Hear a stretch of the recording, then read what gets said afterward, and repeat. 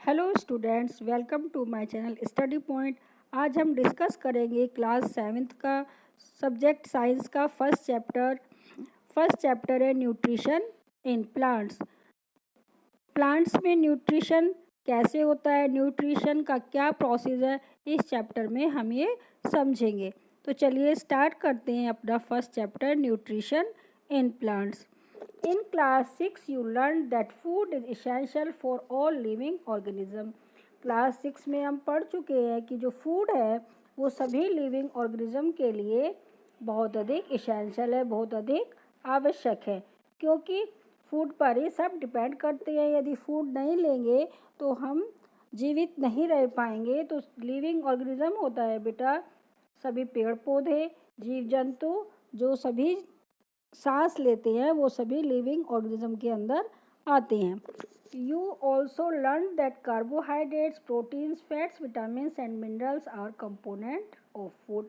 हम ये भी पढ़ चुके हैं कि जो कार्बोहाइड्रेट है, प्रोटीन है, फैट है, विटामिन्स एंड मिनरल्स हैं वो फूड के कंपोनेंट हैं। These components of food are necessary for our body and are called nutrients। ये जो कंपोनेंट्स हैं कौन कौन से, carbohydrate, protein, fat, vitamins and minerals, ये कंपोनेंट हमारी बॉडी के लिए बहुत अधिक आवश्यक हैं और इनको हम न्यूट्रिएंट्स बोलते हैं। क्यों आवश्यक है? क्योंकि इन्हीं कंपोनेंट से हमारी बॉडी की ग्रोथ होती है, हमें एनर्जी मिलती है किसी भी काम को करने के लिए। All living organism require food. Plant can make their food themselves but animals including humans cannot। सभी जो लिविंग ऑर्गेनिज्म हैं उनको फूड की आवश्यकता होती है, यानी जो सभी जीव जंतु हैं उनको फूड की आवश्यकता होती है और प्लांट्स जो हैं अपना फूड स्वयं बनाते हैं। लेकिन जो एनिमल्स हैं और ह्यूमन है, ह्यूमन क्या होते हैं, मनुष्य अपना फूड नहीं बनाते हैं। They get it from plants और एनिमल्स। जो एनिमल्स हैं वो अपना फूड या तो प्लांट से प्राप्त करते हैं या एनिमल से प्राप्त करते हैं, लेकिन जो प्लांट्स हैं वो तो अपना फूड स्वयं बनाते हैं। Thus humans and animals are directly और इनडायरेक्टली डिपेंडेंट ऑन प्लांट्स। इस प्रकार ह्यूमंस और जो एनिमल्स हैं वो डायरेक्ट या इनडायरेक्ट प्लांट्स पर डिपेंड करते हैं। कैसे डिपेंड करते हैं? जैसे कोई लॉयन है, लॉयन जो है वो उसका फूड क्या है, उसका फूड मान लिया वो हिरन खाता है, तो वो लॉयन हिरन पर अपने फूड के लिए डिपेंड करता है। लेकिन जो हिरन खाता है वो प्लांट प्रोडक्ट्स खाता है, तो वो अपने फूड के लिए प्लांट पर डिपेंड करता है। तो इनडायरेक्ट रूप से लॉयन भी जो है वो भी प्लांट पर ही डिपेंड करता है। तो इसमें कहा गया है कि ह्यूमंस और एनिमल्स दोनों ही डायरेक्ट और इनडायरेक्ट रूप से प्लांट पर डिपेंड करते हैं। Okay, Boojho wants to know how plants prepare their own food. Boojho जानना चाहता है कि प्लांट्स जो हैं अपना जो फूड है वो कैसे तैयार करते हैं, यानी वो अपना फूड कैसे बनाते हैं। 1.1 mode of nutrition in plants. Plants में न्यूट्रिशन जो है उसका क्या मोड है, क्या मेथड है, कैसे बनता है प्लांट्स में food. Plants are the only organism that can prepare food for themselves by using water, carbon dioxide and minerals. The raw materials are present in their surroundings। Plants जो हैं केवल एक ऐसा ऑर्गेनिज्म है जो अपना खाना खुद बनाता है, यानी अपना फूड वो खुद बनाता है। किसको यूज़ करके? Water, carbon dioxide and minerals को यूज़ करके वो अपना फूड बनाता है। और जो ये वाटर, कार्बन डाइऑक्साइड, मिनरल्स, ये रॉ मटेरियल्स बोलते हैं इनको। रॉ मटेरियल्स उसको अपने सराउंडिंग्स यानी अपने चारों ओर ही उसको मिल जाते हैं। Okay, the nutrients enable living organism to build their bodies, to grow, to repair damaged parts of their bodies and provide the energy to carry out life process। ये जो न्यूट्रिएंट्स हैं ये लिविंग ऑर्गेनिज्म को body build करने में, यानी उनकी body structure बनाने में, उनको ग्रो करने में, उनकी रिपेयर करने में, उनकी बॉडी को, यदि उनकी बॉडी में कोई पार्ट्स डैमेज हो जाते हैं तो उनको रिपेयरिंग करने में, उनको एनर्जी प्रोवाइड कराते हैं। किसके लिए? लाइफ प्रोसेस में, जो उनका जीवन में, उनकी लाइफ में जो अनेक प्रकार के प्रोसेस होते हैं, जैसे रेस्पिरेशन, ट्रांसपिरेशन, डाइजेशन, जो प्रोसेस हैं उनको करने के लिए एनर्जी प्रोवाइड कराते हैं। तो न्यूट्रिएंट्स जो हैं काफ़ी इम्पोर्टेंट है। Nutrition is the mode of taking food by an organism and its utilization by the body. Nutrition जो है एक ऐसा मोड है जिसमें फूड को लिया जाता है ऑर्गेनिज्म द्वारा, यानी चाहे वो मुंह से लिया जाए फूड, चाहे किसी और प्रोसेस द्वारा फूड ऑर्गेनिज्म द्वारा लिया जाए, और उसका यूटिलाइजेशन करना बॉडी में, यानी उसको यूज़ करना फूड को बॉडी में, न्यूट्रिशन कहलाता है। The mode of nutrition in which organisms make food themselves from simple substances is called autotrophic। जो ऑटोट्रोफिक होते हैं वो अपना फूड स्वयं बनाते हैं, इसलिए उनको ऑटोट्रोफिक बोला जाता है। ऑटोट्रोफिक एक न्यूट्रिशन का मेथड है। ऑटो मीन्स होता है सेल्फ और ट्रोफस मीन्स होता है नरिशमेंट, अर्थात जो अपना नरिशमेंट स्वयं करते हैं। वो मेथड क्या है? वो है ऑटोट्रोफिक मेथड है। और जो प्लांट्स ऐसा करते हैं, यानी अपना नरिशमेंट स्वयं करते हैं, उनको कहते हैं ऑटोट्रोफस। तो सभी प्लांट्स को ऑटोट्रोफस कहा जाता है। Animals and most their organism take in readymade food prepare by the plants, they are called heterotrophs. जो एनिमल्स होते हैं और दूसरे ऑर्गेनिज्म होते हैं वो अपना फूड जो है प्लांट्स द्वारा प्रिपेयर किया हुआ फूड लेते हैं, तो उनको कहा जाता है हेटरोट्रोपस। हेट्रो मीन्स होता है अदर्स, यानी जो अपना फूड दूसरों से लेते हैं उनको हेटरोट्रोपस कहते हैं। पहली wants to know why our body cannot make food from carbon dioxide, water and minerals like plants do। पहली जानना चाहती है कि हम भी प्लांट्स की तरह carbon dioxide, water and minerals लेकर अपना जो फूड है स्वयं क्यों नहीं बना सकते हैं। Now we may ask where the food factories of plants are located, whether food is made in all parts of a plant or only in certain parts, how do plants obtain the raw materials from the surroundings, how do they transport them to the food factories of the plants। अब हम पूछ सकते हैं कि जो food plants की food बनाने की जो फैक्ट्रियां हैं वो कहाँ हैं, और क्या प्लांट्स के सभी पार्ट्स में फूड बनता है। जो प्लांट्स के सभी पार्ट्स हैं जैसे स्टेम, रूट्स, लीव्स, क्या सभी पार्ट्स में फूड बनता है या कुछ स्पेसिफिक पार्ट्स में बनता है। और जो प्लांट्स हैं वो रॉ मटेरियल्स कहाँ से लेते हैं और किस प्रकार लेते हैं। और फूड फैक्ट्रीज, यानी जो हमने बताया है अभी कि प्लांट्स के पास फूड फैक्ट्रीज़ हैं, तो वो फूड फैक्ट्रीज़ में फूड बनने के बाद पूरे प्लांट्स में वो कैसे ट्रांसपोर्ट होता है। तो ये सब जब जो क्वेश्चंस हैं इनका आंसर है हमारे प्रोसेस फोटोसिंथेसिस में। फोटोसिंथेसिस जो है हमारा फूड बनाने का प्रोसेस है। फूड किस में बनाने का? प्लांट्स में बनाने का प्रोसेस है। ये जो प्लांट्स में फूड बनता है फोटोसिंथेसिस प्रोसेस के माध्यम से बनता है। Leaves are the food factories of plants. जो लीव्स हैं वो फूड फैक्ट्री है प्लांट की, यानी उसमें फूड तैयार होता है प्लांट्स के लिए। The synthesis of food in plants occurs in leaves, therefore all the raw materials must reach there. यानी प्लांट्स में जो फूड तैयार होता है वो लीव्स द्वारा तैयार किया जाता है और सारा रॉ मटेरियल उन तक पहुंच जाता है।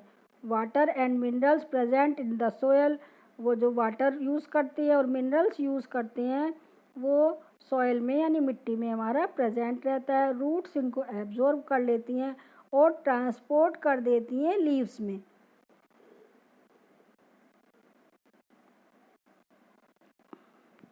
Carbon dioxide from air is taken in through the tiny pores present on the surface of the leaves. These pores are surrounded by guard cells. Such pores are called stomata. और जो carbon dioxide होती है वो leaves में छोटे छोटे टिनी pores होते हैं, उनके थ्रू वो कार्बन डाइऑक्साइड को लेते हैं और जो टिनी पोर्स होते हैं इनको हम स्टोमेटा कहते हैं। Okay, Bujo wants to know how water and minerals absorbed by roots reach the leaves. बुजो जानना चाहता है कि जो वाटर और मिनरल्स होते हैं इनको रूट्स एब्जॉर्ब करती हैं, लेकिन वो लीव्स तक कैसे पहुंचते हैं, यानी वो रूट्स तो उसको एब्जॉर्ब कर लेती है लेकिन वो लीव्स तक जाते कैसे हैं। Water and minerals are transported to the leaves by the vessels which run like pipes throughout the root, the stem, the branches and the leaves. They form a continuous path or passage for the nutrients to reach the leaf. You will learn about transport of materials in plants in chapter 11. जो हमारे water और minerals होते हैं वो leaves में transported हो जाते हैं, ट्रांसपोर्ट हो जाते हैं कैसे। रूट्स जो है उनको ज़मीन से एब्जॉर्ब करती हैं और वो स्टेम और ब्रांचेस में, जैसे उनमें कोई पाइप्स हों, इस पाइप्स में होते हुए वो ब्रांचेस में, लीव्स में पहुंच जाते हैं और उसके बाद लीफ उन न्यूट्रिएंट्स को लेकर फूड तैयार करती है। और पूरा ट्रांसपोर्टेशन का जो मेथड है वो हम चैप्टर 11 में आपको आगे बताएंगे। पहले wants to know what is so special about the leaves that they can synthesize food but other parts of the plant cannot.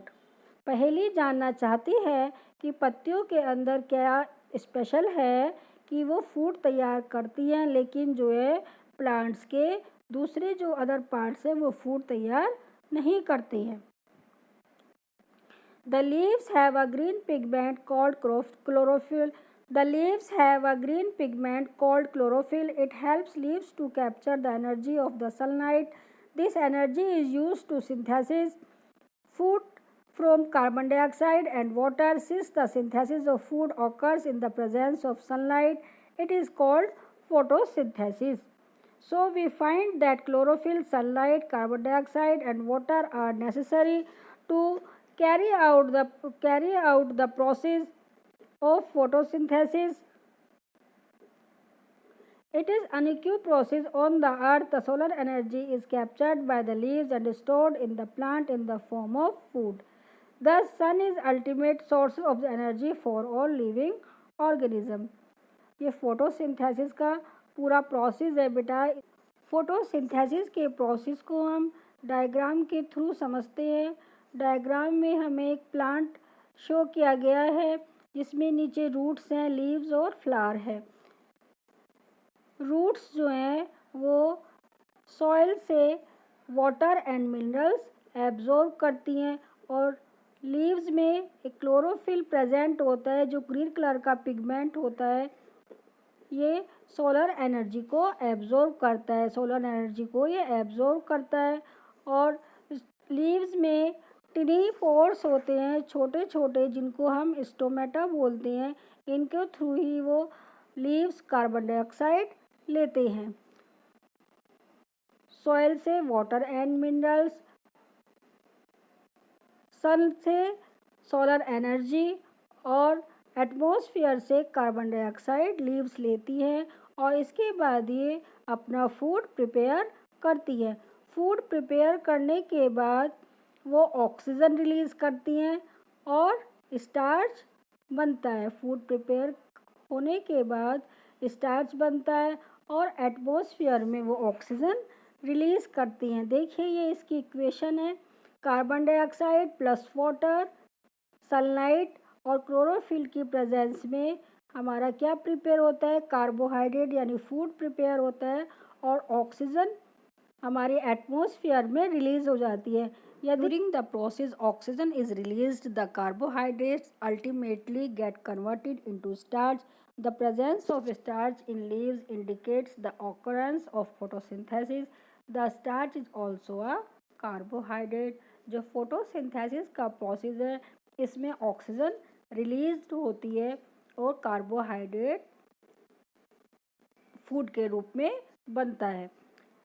और जो कार्बोहाइड्रेट है ये स्टार्च है, यानी स्टार्च जो है वो कार्बोहाइड्रेट का ही रूप है।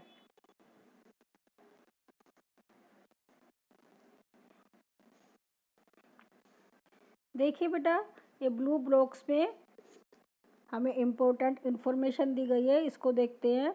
Beside leaves photosynthesis also takes place in other green plants of the plant in green stem and green branches. The desert plant have scale or spine like leaves to reduce loss of water by transpiration. These plants have green stem which carry out photosynthesis. इसमें बताया है कि photosynthesis केवल green leaves में ही नहीं होता, green plants में ही नहीं होता, ये स्टेम एंड ग्रीन ब्रांचेस में भी फोटोसिंथेसिस का प्रोसेस होता है। जैसे जो डेजर्ट प्लांट्स होते हैं, यानी जो रेगिस्तान में उगने वाले प्लांट्स होते हैं, उनकी जो पत्तियां हैं वो स्पाइन में, कांटों में चेंज हो जाती हैं। और क्यों चेंज हो जाती हैं? क्योंकि वहाँ पर बहुत अधिक गर्मी होती है और जो वाटर जो है पौधे का वो ट्रांसपिरेशन हो जाता है, वो वाष्प बनकर उड़ जाता है। तो जिससे वो पानी वाष्प बनकर ना उड़े, तो इसलिए उनकी जो पत्तियां हैं वो स्पाइन में कांटों में चेंज हो जाती है। और जो उनका जो स्टेम है, ग्रीन स्टेम है उनका, वो फोटोसिंथेसिस करता है। ओके, नेक्स्ट इंफॉर्मेशन है, you have seen that buildings are made of bricks, similarly the bodies of living organism are made of tiny units cells. जैसे किसी बिल्डिंग को बनाने के लिए हमें ब्रिक की आवश्यकता होती है, यानी ईंट की ज़रूरत होती है, उसी प्रकार जो लिविंग यानी जीवित मनुष्य का शरीर है या किसी भी लिविंग ऑर्गेनिज्म का बॉडी है, उसको बनाने के लिए हमें सेल्स की ज़रूरत होती है। यानी सेल्स जो है वो यूनिट है किसी भी बॉडी को, लिविंग ऑर्गेनिज्म को बनाने के लिए। जो सेल है उसको सिर्फ माइक्रो और स्कोप से ही देखा जा सकता है, हमें वो ऐसे ही दिखाई नहीं देती है। और सेल जो होती है उसके अंदर एक न्यूक्लियस प्रेजेंट होता है। देखिए पिक्चर में सेल के अंदर न्यूक्लियस प्रेजेंट है और जो उसके अंदर साइटोप्लाज्म है, और जो सेल के बाहर की जो आउटर वॉल है उसको सेल मेम्ब्रेन बोलते हैं। और न्यूक्लियस के सराउंडिंग जो चारों ओर है उसके अंदर एक जेली लाइक सब्सटेंस होता है जिसको हम साइटोप्लाज्म कहते हैं। ये हमारा पूरा सेल का स्ट्रक्चर है। In the absence of photosynthesis, there would not be any food. The survival of almost all living organisms directly or indirectly depend upon the food made by the plants. यदि photosynthesis का process नहीं होगा तो जो animals हैं वो जो depend करते हैं हमारे प्लांट प्रोडक्ट्स पर, प्लांट के तैयार किए गए फूड पर, उनको हमारा फूड नहीं मिलेगा। और क्योंकि प्लांट्स जो हैं वो ऑक्सीजन भी देते हैं, तो उनको ऑक्सीजन भी नहीं मिलेगी, जिससे वो रेस्पिरेशन नहीं कर पाएंगे, सांस नहीं ले पाएंगे। जब सांस नहीं ले पाएंगे तो सभी वो मर जाएंगे। यानी जो हमारी अर्थ है उस पर जो लाइफ है वो इम्पॉसिबल हो जाएगी, कोई भी जीवित नहीं बच पाएगा। तो इसलिए जो फोटोसिंथेसिस का प्रोसेस है ये बहुत ही इम्पोर्टेंट प्रोसेस है। यदि ये प्रोसेस नहीं होगा तो हमारी जो अर्थ है उस पर जीवन असंभव हो जाएगा। बेटा इसके आगे का हम नेक्स्ट वीडियो में पढ़ेंगे। ओके, यदि आपको मेरी वीडियो पसंद आई हो तो लाइक एंड सब्सक्राइब और शेयर करना बिल्कुल भी ना भूलें। Okay, thank you.